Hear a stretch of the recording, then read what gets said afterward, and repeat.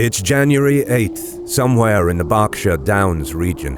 The invading Viking army had divided their force, the division on the right under direct command of Halfdan and Bagsec, and the left under the remaining Jarls. Mirroring the Heathen formation, King Ethelred assumed command of the Saxon left, while his younger brother Alfred led the division on the right. With the cold winter's day passing quickly, the Vikings wasted no time. Advancing at pace, their experienced warriors were confident of crushing the Wessex army. Alfred brought his force forward to meet their foe, steeling the men to defend their homes against the heathens. Locked in shield walls several ranks deep, the two armies closed in. The Battle of Ashdown had begun.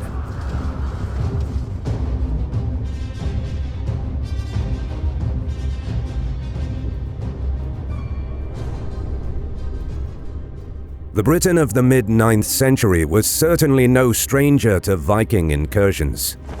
Descriptive of their bloody vocation rather than any ethnic term, the peoples inhabiting the region now housing the modern folk of Norway, Denmark, and Sweden had maintained trading links with the ports of Britain and Francia for centuries prior to the infamous opening attack of the Viking Age at Lindisfarne. The rich ports, settlements, and kingdoms of their future victims were thus well known to them. Though Lindisfarne casts the longest shadow down to us today, it's clear other incidents blew up beforehand. In the year 792, a charter of the great Mercian king Offa specifically references sea-borne pagans with migrating fleets. Ironically, the major Anglo-Saxon kingdoms of the time around 865 were themselves centuries-forged products of sea-borne raiders and invaders in the form of Angles, Saxons, and Jutish folk who had settled and conquered southern Britain in the decades following Rome's effective withdrawal. In what is likely a mixture of factors, including advancement in shipbuilding technology, the main impetus for these earlier attacks in Britain and Ireland may simply have been that the rich and practically undefended monasteries held vast wealth, almost crying out to be plundered. Following Lindisfarne, the Viking attacks intensified, with Jarrow being plundered a year later. 795 saw the sacred site of Iona and other monasteries in the Irish Sea region attacked. The Kingdom of Wessex further south also had the misfortune to experience the heathen menace sometime before 802 at Portland. The local reeve of King Bertric was killed by a band of Vikings after confusing them for merchants. Indeed, the relatively young house of Egbert was very aware of the Viking threat. By the brief reign of King Ethelred, the struggle was already 3 generations old. Indeed, the very founder of the future King Alfred's house had himself fought against the heathen hosts. The ascendancy of Egbert in 802 was, with hindsight, fortunate for the Anglo-Saxon folk of Britain. Egbert had already contested the throne previously, but had been driven into exile by a Mercian puppet, only to secure the kingship following his death. Egbert proved to be a strong ruler, not only breaking the Mercian hegemony over southern England at the Battle of Edington, but also assuming overlordship over the formerly Mercian-dominated southern kingdoms of Sussex, Essex, and Kent. King Alfred's grandfather, in a glimmer of future West Saxon dominance, even managed to briefly conquer Mercia and have his lordship acknowledged in Northumbria. The West Saxon monarch, in theory at least, Bret Wilder. In 836, Egbert was uncharacteristically bested at Carhampton by a Danish force. However, in a show of his kingdom's powerful position, he gained victory 2 years later at Hingston Down, besting an alliance of Danish and Cornish foes. At his death a year later, Egbert left a strong and rich kingdom to be smoothly inherited by his own son, Ethelwulf. Ethelwulf and his sons would continue the fight through their reigns. Alfred and Ethelred's father defeating a Danish force at Aclea in 851, in what was described as the greatest slaughter of a heathen army that we have ever heard of. By the key year of 865, the torch had truly passed to the next generation in the succession of Ethelwulf's younger son, Ethelred. As with his own successor, Alfred, Ethelred took up the mantle of kingship during a dark time. The danger was now undoubtedly more severe. Over the decades, the bolder Viking forces had begun overwintering in the land, but had eventually departed. Yet by 865, this so-called Great Heathen Army had darker ambitions. An alliance had coalesced of Norse hailing from the Northern Isles and Ireland, Danes and Swedes, as well as Frisians and those from Francia and further afield. Their intention was conquest. The invaders were commanded by the three sons of the semi-legendary Ragnar Lothbrok, Ivar, Halfdan, and Ubba. They landed near Thetford in the kingdom of East Anglia, though to the relief of its people were content to take payment and support. With their demand for horses for the next campaigning season, the goal of the invaders became crystal clear. In 866, they made their move, crossing the Humber to fall like a storm on the city of York. Unfortunately for the people of Northumbria, their ruling elite were already embroiled in a war all of their own. Osbert fought Ely to the point that no serious resistance to the Vikings was mounted initially. With such a sobering existential threat, however, the rivals reluctantly joined forces to march on York, the two armies ferociously contending in and outside of the walls. However, when the mist of battle cleared, it was Ivar's warriors who stood triumphant, King Osbert, Ely, and a large number of nobles lying dead. News of the fall of the ancient kingdom of Northumbria likely struck south like a hammer blow, but Ivar was far from through. There were richer lands ripe for plunder, and his horde moved south to engage Mercia. Their target was Nottingham, which was taken before King Burgred could even muster a response. Unlike the situation in Northumbria, however, Burgred had additional support. The Mercians were not an island to themselves. Burgred had married Ethelswith a few years before, making him King Ethelred and Alfred's brother-in-law. Burgred perhaps had hoped to avoid the wrath of the Great Heathen Army heading through his lands towards York, doing nothing to impede its march through his lands. Now he faced the terror. He called upon his rich neighbors to the south.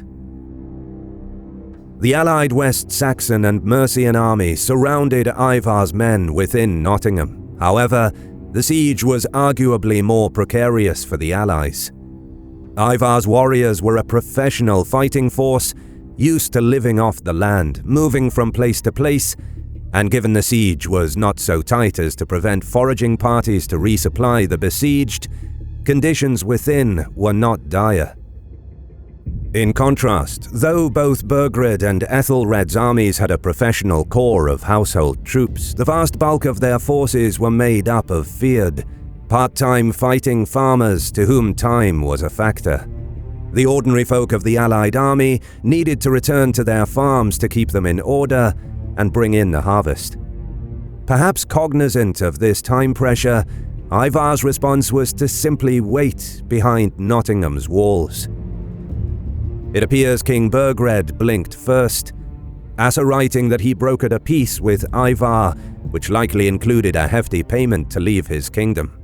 As for the West Saxon brothers, they returned south. Their disappointment at the fruitless siege may have been soothed by knowledge that the Wessex-Mercian alliance would receive an added boost in the marriage of Alfred to Ellsworth.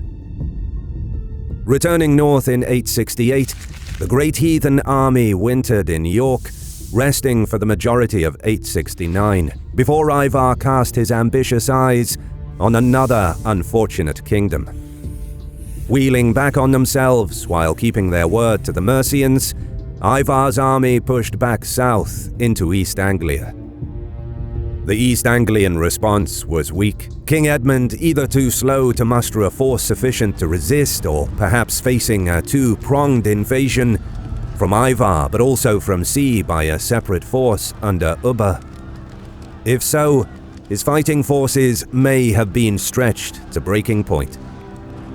Whatever the exact circumstances, King Edmund was in over his head, and Ivar, likely sensing this, sent an infamous message to the beleaguered king.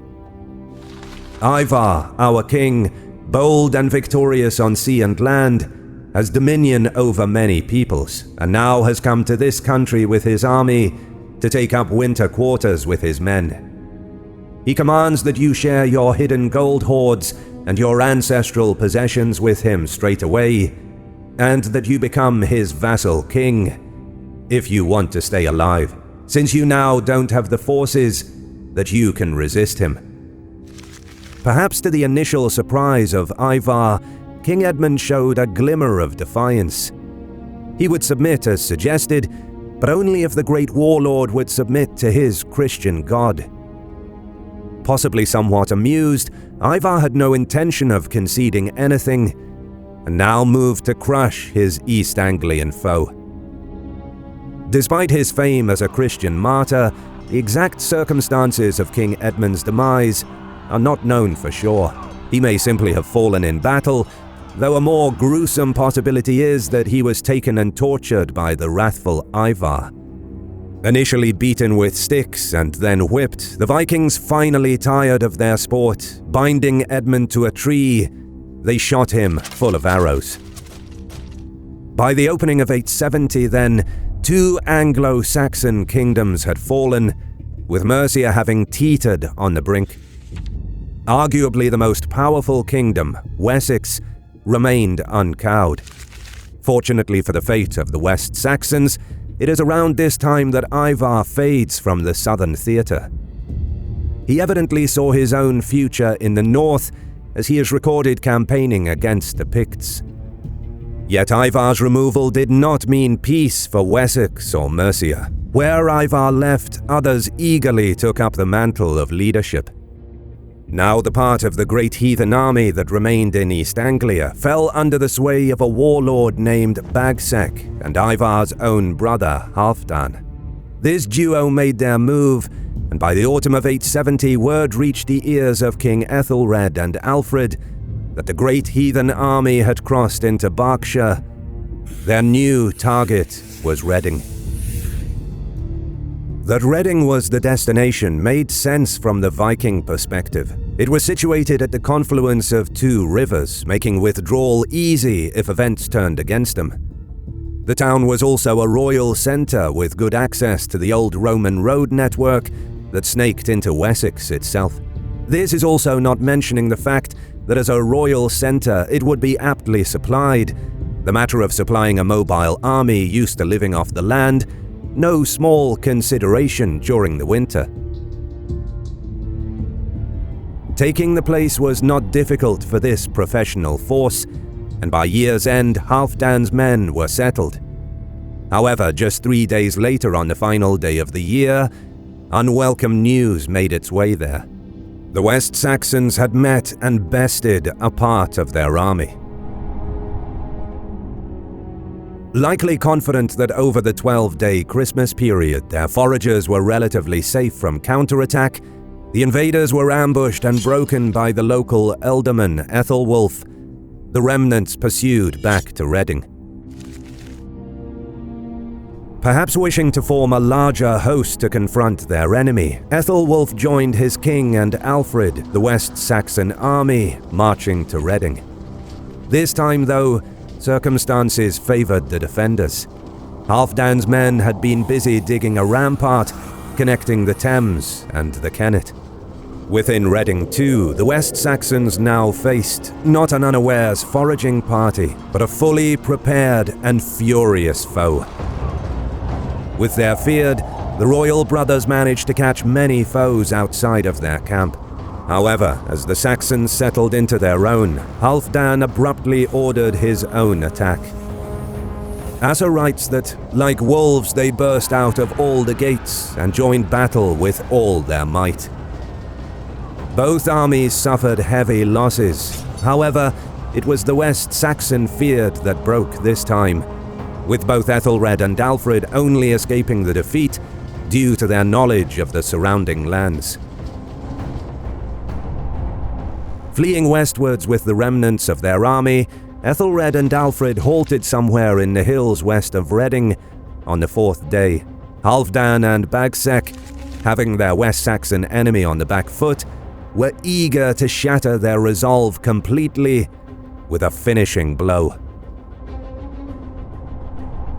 The two armies eventually resolved to do battle. The invaders had divided their numbers into two main divisions, one under the direct command of Halfdan and Bagsec, the second under the remaining Jarls. Mirroring this, King Ethelred retained command of one division of his army, while Alfred commanded the other. Asa writes that Alfred had initially been tasked with taking on the Jarl's division, while the king would contend with Halfdan and Bagsec's.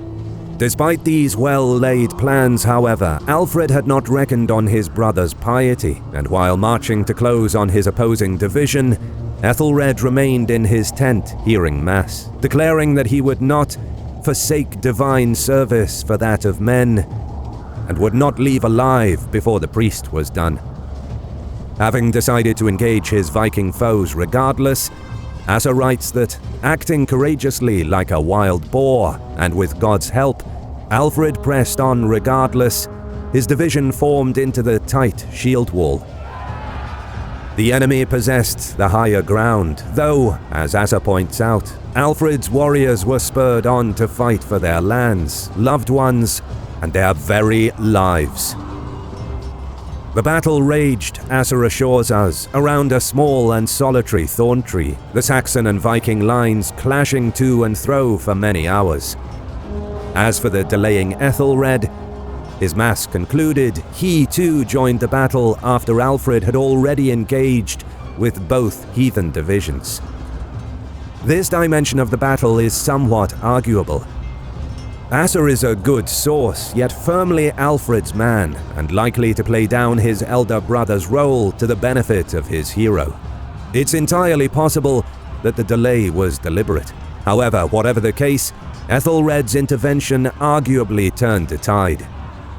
During the frenzied melee, Bagsec himself was slain, along with 5 Jarls. Halfdan survived the day, ordering his warriors to retreat back to Reading. Asa states that many were slain into the night, though the battle failed to utterly destroy the Viking force. Ashdown, however, was an undoubted West Saxon victory, though the cheers of victory may have been dampened with news of a new offensive. Having sufficiently rested for a fortnight, Halfdan struck southwards towards the royal ville of Basing.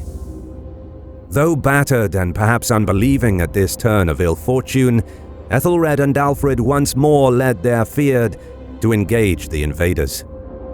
However, this time, as Asa succinctly states, after a long struggle, the Vikings gained the victory. Asa then has Guthrum's reinforcements arriving. However, as he also wrote before that many of Halfdan's host had been lost at Ashdown, this means the Vikings won an impressive victory with lesser numbers at Basing, assuming they had yet to be reinforced. Whatever the case, West Saxon luck did not improve. Later in March, Ethelred and Alfred fought their last battle together at a place called Merden or Merton. Here they suffered a defeat comparable to that of Halfdan's at Ashdown, in that many important Saxon leaders fell. 2 more dark events then proceeded to shake the kingdom of Wessex to its core. First was the aforementioned news of the arrival of a so-called Great Summer Army at Reading, but secondly was the loss of the king. Though somewhat smeared by his depiction at Ashdown, King Ethelred had undoubtedly fought a grueling and brave defense of his people. The feared of Wessex had fought 4 battles by the time of Basing, and at this 5th encounter, Ethelred may have been mortally wounded, and died soon after. Yet not all was lost. Likely prior to his last battle at Merton, Ethelred, Alfred, and Witan had retired to the unknown location of Swinbjorg, where it was resolved that Alfred would succeed as king if his brother fell. With Ethelred buried with all honor at Wimborne, it was thus Alfred, the wild boar of Ashdown, that took up the mantle and sword of kingship. He would have much to do.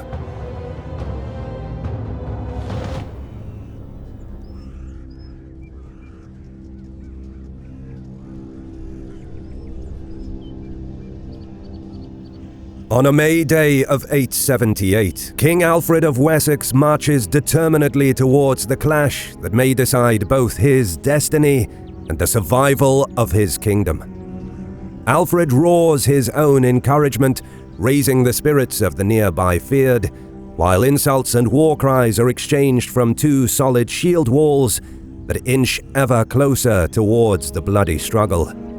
The battle was about to begin.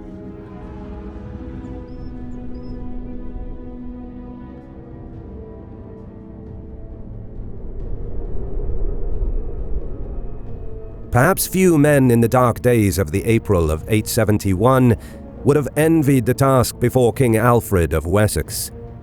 The last living son of King Ethelwulf, himself a scion of Egbert, the founder of their line, indeed the survival of both Alfred's house and of an independent Wessex, hung by a fragile thread. With two of the major Anglo-Saxon kingdoms conquered, part of the great Heathen army had infiltrated south in late 870, though not without incident. With his elder brother and king, Alfred had fought 4 battles, being bested at Reading, and later Basing and Meriden, though the brothers battered the heathens into defeat at Ashdown between the first two. Indeed, Alfred had certainly proved his mettle as both a warrior and leader, holding his own with his smaller force just long enough for King Ethelred to enter the fray and complete the victory. For his heroic courage and defense of his kingdom that day, the young Atheling earned his sobriquet, the Wild Boar of Ashdown. Yet despite their success, the heathen army was far from vanquished. Though reduced at Englefield and Ashdown, Halfdan's men were reinforced by the timely arrival of a great summer army. Compounding their misfortune, King Ethelred himself was wounded in a later battle and died of his wounds by April of 871. Alas, the beginning of Alfred's own kingship was not marked by some great decisive victory in the field. Just a month after his accession, the king fought a hard day-long battle on a hill above Wilton. Despite his grit and undoubted courage, Alfred and his people were being ground down to defeat. Following Wilton, Alfred sent word to Reading that he would buy his peace. Though not outright admitted, it's almost certain the king won his peace through a substantial payment. However, this process would not have endeared him to his own folk. After decades of raids, the southern English economy was flat, the coinage of the kingdoms debased to the extent that peace was likely bought with portable items such as crosses, chalices, rings, and torques, among many others. Having wrung what they could from the battered West Saxons, Halfdan and his men withdrew east to London. Yet if the West Saxons had initially given them a bloody nose, any such concern about King Burgred's Mercia would have quickly evaporated. Burgred was keen to buy off the heathens once more, rather than endure any battle, and perhaps similarly eroded his own authority and support that much more as cartloads of precious goods flowed into occupied London. Yet as 872 progressed, the invaders would not have it all their own way. The puppets installed in conquered Northumbria had been overthrown. Client King Egbert and Archbishop Wulfhere of York fled into the arms of Burgred in Mercia. However, though acting swiftly to stamp out resistance in York itself, the entirety of the heathen host was ominously not committed to the effort. Halfdan in fact moved the bulk of his men to Torksey in the former kingdom of Lindsey. The aristocracy of the area had, over time, been subsumed into the Mercian orbit through intermarriage, making Halfdan's choice of camp there alarming to Burgred. Continuing to receive tribute here, Burgred must have eventually concluded that this latest headache was not going to subside. Indeed, Halfdan had a plan for the meek Mercians. Having installed another English puppet on the Northumbrian throne, Burgred may have breathed a sigh of relief when informed Halfdan had struck camp from Torksey. However, his heart must have been in his mouth at the news of their destination. Having continually bled Burgred dry throughout 873, the invaders rooted themselves in the Mercian royal centre of Repton. This act was a deafening message to both the kingdom and to the long-reigning Burgred in particular, that his days were done. Despite his 22-year reign, the royalty buried at Repton were not of his dynasty. The implication was clear.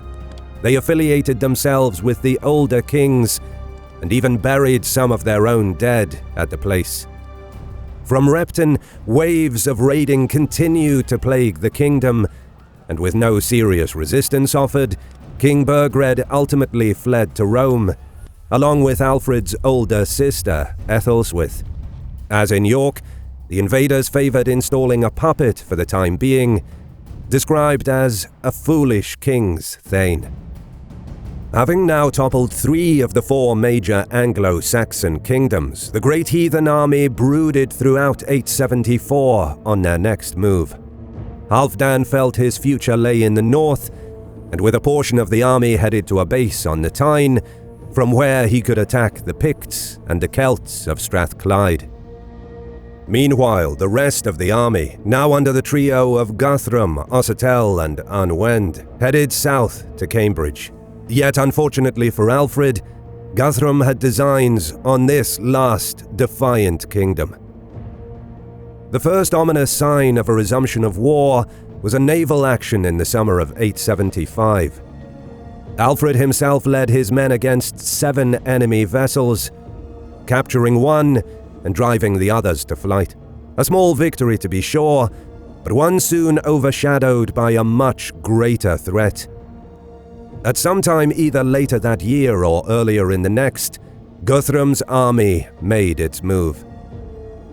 Alfred had not been negligent of the danger, as is indicated by timing of the invasion. West Saxon scouts had long observed the enemy camp. However, Guthrum ordered the advance into Wessex during the night, and given Alfred's swift mustering of the feared to resist them, the arrival at Wareham was impressive. Guthrum's occupation of Wareham must have been both a shock and humiliation to Alfred and his army. Around 140 miles from Cambridge, Guthrum thus successfully avoided direct confrontation, riding through the heart of Alfred's domain, and now occupying this important royal centre. Yet as audacious as this was, Alfred could have been forgiven a moment of confused amusement, as now his enemy was battled up deep within his own heartland and far from overland supply. However, appearances were deceptive, as news soon trickled in that a large Viking fleet had been sighted off the south coast. With the scales balanced so, Alfred once again turned to negotiation to rid Wessex of his foe. As in 871, an agreement was reached that Guthrum would leave the kingdom, the usual hostages exchanged, and the deal sealed with an unusual pledge of faith. Whereas before the heathens had sworn upon Christian relics, this time Guthrum swore upon his own people's holy ring. According to the Anglo-Saxon Chronicle, this was something never before conceded to any folk. Another source, Ethelred, suggests a more unbalanced arrangement in which payment was once again offered to encourage their departure. Whatever hopes Alfred may have had following the talks, though, they were shattered at the news of Guthrum's swift betrayal. Instead of marching back to East Anglia or Mercia, the enemy moved by night west to Exeter. The ancient walled city provided further shelter to the invading army, but may also have presented a greater threat still, given Guthrum could potentially link up with disaffected Cornishmen to the west. The Cornish were certainly no friends of the House of Egbert, their father suffering defeat at Hingston Down decades before. Certainly a new Viking-Cornish alliance was not entirely unthinkable. Whatever Guthrum's plans, however, fortune's wheel now scuppered them. His fleet setting out from Poole Harbour had been smashed to bits in a storm of truly biblical proportions. Barely a few miles into their voyage, a great storm struck the 120-strong fleet near Swanage, with a loss of all hands. At a stroke, Guthrum's leverage vanished. Encircling Exeter, an enraged Alfred, now reassured he was in the right, now had Guthrum over the metaphorical barrel. The Chronicle reports that Guthrum conceded as many hostages as Alfred demanded, and specifically men of enough import to deter another reneging of their agreement. So, by the summer of 877, Guthrum and his army finally retired from Wessex. At Gloucester, within Ceolwulf's Mercia, Guthrum activated the previous arrangement agreed after Repton. Part of the kingdom would remain under Ceolwulf, with Gloucester itself and the east distributed among Guthrum's men. This cultural and legal splitting of the ancient Middle Kingdom would endure for centuries, Watling Street effectively setting the Danelaw boundary in the immediate future. Back south, Alfred may have thinly hoped the dismantling of Mercia had satisfied Guthrum, but if so, he was to be brutally corrected.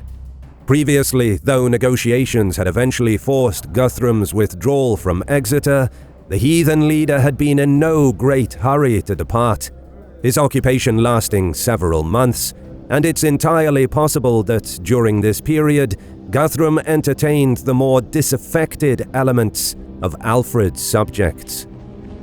Up to Christmas of 877, Alfred had survived as the last remaining free king of Anglo-Saxon England through a mix of grit, bribery, and good fortune. However, where brute force alone had failed him in the past, Guthrum also now employed deception to oust the last free king. Alfred's payments to the enemy, while expedient and, in the short term, effective, also inevitably alienated some of the Witan, upon whom the burden would fall to provide payment. Events came to a head at Chippenham, which Guthrum, with his characteristic stealth, fell upon during the 12th night Christmas celebrations. By the time of the attack, Alfred and his closest followers had fled. As it is later recorded that Alfred survived alone for some months, we can assume no support sufficient for the king to immediately muster the feared in response to Guthrum's attack. Asser himself describes Alfred's state of existence following Chippenham. King Alfred, with his small band of nobles, and also with certain soldiers and thanes, was leading a restless life in great distress amid the woody and marshy places of Somerset. He had nothing to live on except what he could forage by frequent raids, either secretly or openly, from the Vikings, as well as from the Christians who had submitted to the Vikings' authority. Whether or not treachery in the West Saxon court was afoot, the result was undoubtedly the same. With Alfred and his few remaining followers fleeing from Guthrum, the entirety of Wessex was now at the pagan warlord's feet. With his men overrunning Wessex and the leadership of the king effectively neutralized, thoughts of Alfred skulking across the Channel in imitation of Burgred's flight may have occurred to Guthrum. Indeed, Asser writes this was the fate of many nobles during the time, choosing flight to the fight. It's true that such a devastating setback would have broken most men. However, King Alfred was not most men. During the earlier months of 878, far from succumbing to defeatism and despair, Alfred fought back as much as he could, biding his time in his fastness of Athelney. Despite military defeat and treachery, he was still the king of Wessex, and during this time Alfred sent messages throughout Wessex, gathering support from those unwilling to bend the knee to Guthrum and his collaborators. He was going nowhere, and he would fight for his crown.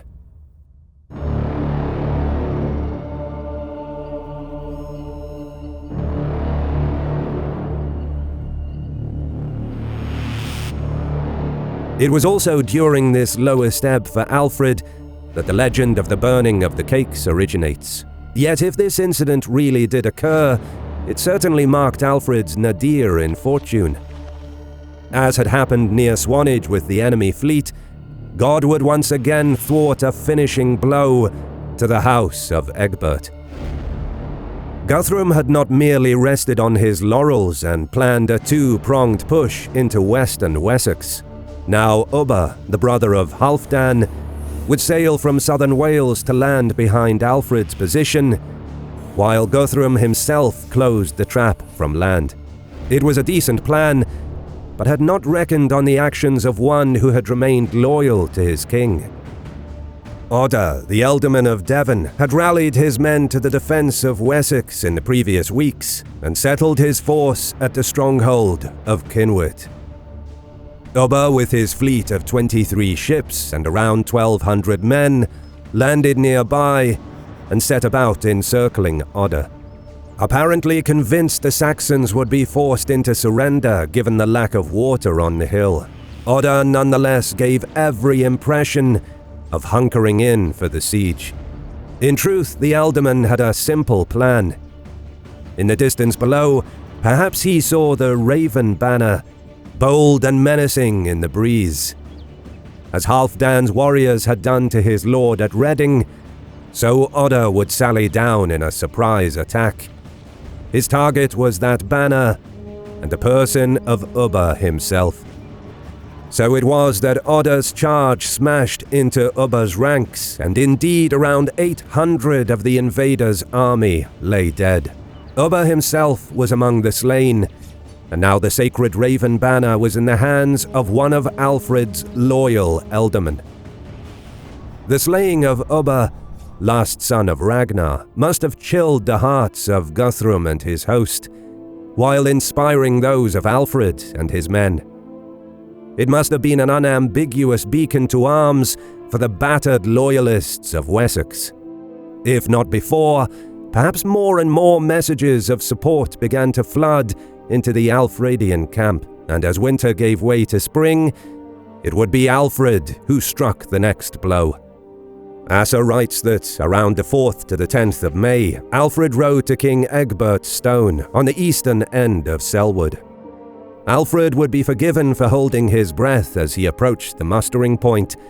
Could such a reversal in support from the betrayal of Chippenham be possible?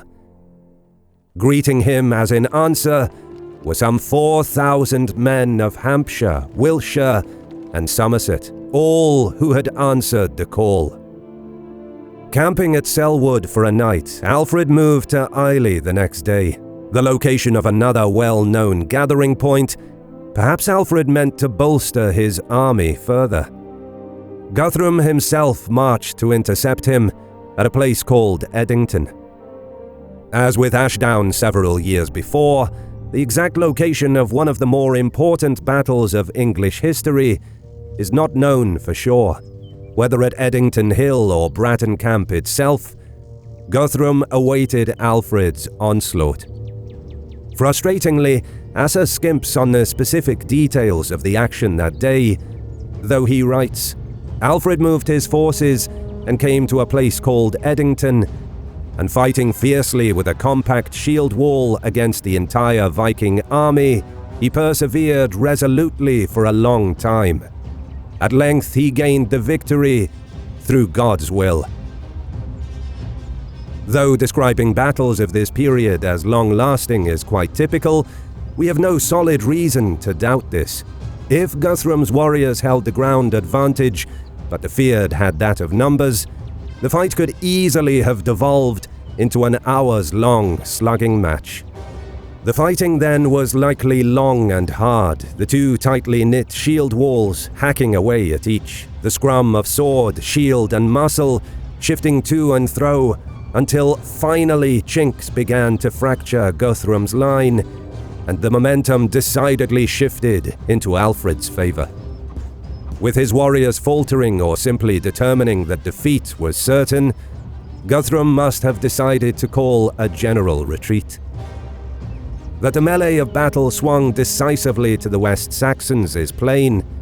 Asser writing, Alfred destroyed the Vikings with great slaughter and pursued those who fled as far as the stronghold, hacking them down.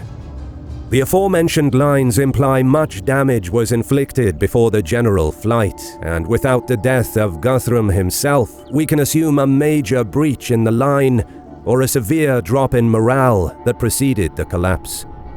Though inflicting heavy casualties before pursuit, Alfred mercilessly hunted the remnants to the very gates of Chippenham itself. Alfred's wrath may have been understandable.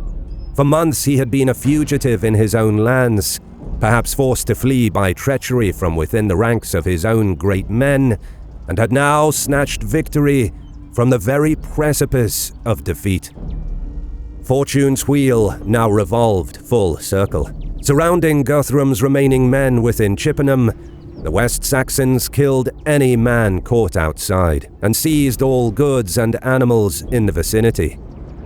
Encamping at Guthrum's doorstep, Alfred settled down, content to wait for either the surrender or starvation of his foes within. 2 weeks into their ordeal, Guthrum finally accepted defeat. Unlike earlier encounters, there would be no negotiation or talk of hostage exchange. Guthrum alone would yield what hostages the king demanded and would receive not a single coin in payment. In addition, Alfred required Guthrum and his leading men to convert to the Christian faith. With little choice, it was agreed. Just 3 weeks after the siege had concluded, Guthrum was indeed baptized, close to where just weeks before, Alfred had languished in internal exile. The event was more than just a spiritual conquest of the Christian God over Guthrum's pagan idols. Alfred too was demonstrating his own earthly superiority over his defeated foe, sponsoring Guthrum himself, acting as godfather and conferring precious gifts on him and his lieutenants. The later treaty of Alfred and Guthrum divided up Mercia between Danish and West Saxon spheres, an arrangement that would endure. For Alfred, it was better to have a reformed friend than a dead pagan enemy. Alfred recognized Guthrum as the Christian king of East Anglia, and he would indeed rule East Anglia as Athelstan, this arrangement granting Alfred and Wessex a crucial relative peace in the years to come. Though other Viking incursions would have to be faced, the long reconquest of former Anglo-Saxon lands had only just begun. When we think of famous English medieval battles, Hastings or Bosworth Field may come to mind, both of these being dynasty-ending events, with other battles like Agincourt, Crécy and Poitiers of the 100 Years' War also featuring heavily in the public consciousness. Arguably, however, the most important battle of medieval England was fought well over 100 years before Duke William's conquest, with the year of 937 perhaps as deserving of recall and renown as that of 1066. For it was the Battle of Brunanburh that effectively settled the question of England and defined the countries of Britain to this day.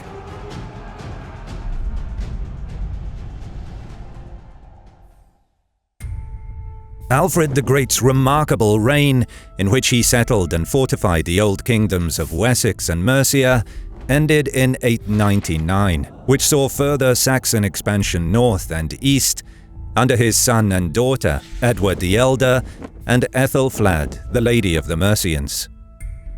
The elder's reign saw him inherit Alfred's title of King of the Anglo-Saxons, which his father took upon taking London and accepting Ethelred, Lord of the Mercians, as his vassal in 886. Edward expanded the realm from this unified territory and to the border of the Kingdom of York. Upon the death of his father in 924, however, Athelstan, the elder's eldest son, was hailed as king in Mercia, though his succession was initially challenged in Wessex by Ælfweard, Edward's son by a different wife. Since questions over the legitimacy over Edward's first marriage lingered at the time, many saw Athelstan as the inferior Atheling. Luckily for Alfred's dream of a united England, Ælfweard did not long outlive his father, dying mysteriously just a couple of weeks later. Thus, with his half-brother's demise, Athelstan took lordship of all his father's domain. Athelstan was crowned in Kingston-upon-Thames, located on the border between Mercia and Wessex, likely a deliberate act to demonstrate that, like his father and grandfather, he was lord of all the Anglo-Saxons. In addition, Archbishop of Canterbury Athelm created a new religious service in which the king wore a crown rather than the traditional helmet. Opposition still plagued the early reign of Athelstan, with another plot emerging by an obscure lord known as Alfred, who schemed to blind the king and replace him with his younger brother Edwin. But during a sea voyage in 933, Edwin too mysteriously perished in a shipwreck designed to result in his death. With his rivals being prone to accidents, Athelstan managed to strengthen his position, and perhaps the most significant event of his reign came early on in 927, when Athelstan took the title King of the English and discarded his former title King of the Anglo-Saxons. Though the reigns of his grandfather Alfred, and especially his father Edward, had seen the spectacular rise of the House of Egbert, from the lowest ebb of Alfred's internal exile in 871 to his victory at Edington, and then to the borders of the last Viking stronghold of York just a generation later, neither Athelstan's father or grandfather claimed this land or the title. So it was that in 926, the king had made inroads into incorporating York by arranging the marriage of his sister to Sitric. In another lucky twist of fate, however, Sitric died just a year into their accord, presenting King Athelstan with a golden opportunity to absorb this last bastion of Danish domination into his own kingdom, which he gleefully did. The Danes reluctantly accepted Athelstan's lordship, though this new enlarged Saxon kingdom unnerved other powerful men in Britain, including Constantine II, King of Alba. Constantine, as well as King Owain of Strathclyde, the King of Delabath, and the Lord of Bamber, all acknowledged Athelstan's overlordship, but this stability would not last. This new kingdom presented a dangerous shift in power that could in theory overwhelm any of the smaller kingdoms. However, Constantine and the others wagered that Athelstan's might was not yet equal to all of them combined. Constantine formed an alliance with the Strathclyde Celts. He forged another alliance with the Kingdom of Dublin by marrying his daughter to Olaf Guthfrithson, who sought to retake Northumbria, which was briefly ruled by his father less than a decade prior. Meanwhile, thinking that the north was secured, Athelstan reaffirmed his suzerainty over the kings of Wales, who had previously submitted to both Alfred and his aunt Ethelflad, and he now, in turn, inherited this. Further afield, Athelstan proved he was not a mere warlord, but a clever politician and diplomat. Building on the old tradition of the West Saxon court, he maintained relations with the Carolingian court, for it was Athelstan's great-grandfather Ethelwulf that married Judith, a Carolingian princess, with his own father Egbert, the family's founder, even living within Charlemagne's court during a period of exile before the rise of his own house. Thus, Athelstan, like Ethelwulf, claimed the prestige of marrying into the Carolingian dynasty. Though he never married himself, he did have a number of sisters available to forge links across the channel. Edgifu was married to Charles the Simple himself, even mothering the future king Louis IV. The young king Athelstan also did one better by forging another prestigious marriage between his sister Eadgith and Otto I, Holy Roman Emperor. Athelstan also intervened directly in foreign affairs, harboring the aforementioned Louis IV during a period of exile, and even helping to reinstate Alan II as Duke of Brittany, following the region's conquest by Vikings in 936. Indeed, Athelstan's court was most likely the most cosmopolitan of the Anglo-Saxon period, through such close links with other European courts. Extending King Alfred's legal reforms and founding many new churches, Athelstan also proved to be a wise domestic ruler, maintaining West Saxon dominance in Wales by exacting a heavy annual tribute. Welsh and Scots leaders, including Constantine, even attended his charter meetings, with the king creating an effective central government, granting larger responsibilities to ealdormen of his kingdom, who traditionally had only governed shires as opposed to larger territories under the king. And Athelstan's military success went from strength to strength. He pushed the Cornish out of the city of Exeter and fortified its walls, establishing a border at the Tamar. In 934, the king began a march on Scotland, perhaps to reinforce his authority over the north generally. One possible excuse, according to John of Worcester, is that Constantine broke his treaty with Athelstan. The king was accompanied on campaign by 4 Welsh kings, as well as a retinue of 18 bishops and 13 earls. This campaign proved overwhelming, given that according to Simeon of Durham, the English attacked in a two-pronged way, ravaging by land as far as northeast Scotland, and raiding by sea as far as Caithness, and even possibly to the Norse-held Orkneys. 935 does have a charter attested to by Constantine, Owain of Strathclyde, as well as the Welsh kings. Meanwhile, Olaf, the King of Dublin, and Owain of Strathclyde made ready to aid their ally, Constantine. By the autumn of 937, Olaf was ready and invaded northern England, with Constantine and Owain hoping to cut the overmighty English king down to size. The timing of the attackers was unusual, given campaigning typically took place in summer, and caught Athelstan off guard initially. Though once news began to filter through of this new threat, the king began to gather the fiefs of Mercia and Wessex together. Meanwhile, the Northern Coalition ravaged English-controlled land as they moved south. Athelstan's own army finally moved to meet the coalition in what subsequent generations would merely call the Great Battle, so called for its bloody ferocity.